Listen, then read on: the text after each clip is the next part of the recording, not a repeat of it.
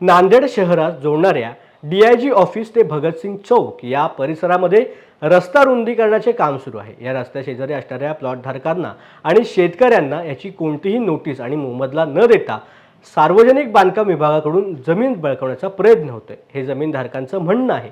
त्यामुळे आज रस्त्याचे काम करण्यासाठी आलेल्या सार्वजनिक बांधकाम विभागाच्या उपअभियंत्यास नागरिकांनी घेराव घालून प्रश्नांचा भडीमार केला।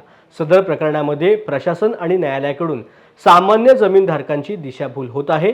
असं न करता आमच्या जमिनीचा योग्य मोबदला आम्हाला द्यावा, अन्यथा आंदोलन केलं जाईल असा इशारा देखील देण्यात आला। नांदेड वाघाळा महानगरपालिकेचे अधिकारी काही लोकांना हाताशी धरून आमच्यासारख्या गोरगरीब लोकांचे प्लॉट हाताशी करण्याचा प्रयत्न करते, अधिग्रहण करण्याचा प्रयत्न करते।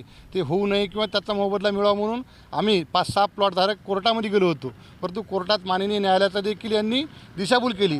2 महिन्याखालीच न्यायालयाला महानगरपालिकेच्या अधिकाऱ्याने असं सबमिट केलं की हा रोड कंप्लीट झाला आहे, परंतु आज दिनांक 24 जानेवारी 2024 रोजी आपण बाईट देतोय, परंतु सांगतात परे की 2 महिने अगोदर काय म्हणते की नगरपालिकेचे कर्मचारी व अधिकारी की हा रोड कंप्लीट झाला। आज देखील 24 जानेवारी 2024 रोजी देखील रोड आणखीन कंप्लीट नाही आणि रोडची अशी अवस्था आपण बघताय आपल्या चॅनलच्या माध्यमातून। हे कोर्टाची न्यायालयाची दिशाभूल करू शकतात तर सर्वसामान्य लोकांची कशी करणार नाहीत। परंतु शासनाचा GR आहे, शासनाचं म्हणणं आहे की कुठल्याही शेतकऱ्याचं किंवा प्लॉटधारकाचे जर अधिग्रहण करायचं असेल तर त्याला मोबदला दिल्याशिवाय अधिग्रहण करू नये, त्याला मोबदला देऊन त्याच्या संमतीने अधिग्रहण करावं असं GR असताना देखील जाणीवपूर्वक महानगरपालिकेचे कमिशनर आणि त्यांचे काही अधिकारी संबंधित काही बिल्डरांना हाताशी धरून सर्वसामान्य गोरगरीब लोकांची जमीन या ठिकाणी हडपण्याचा प्रयत्न करत आहेत।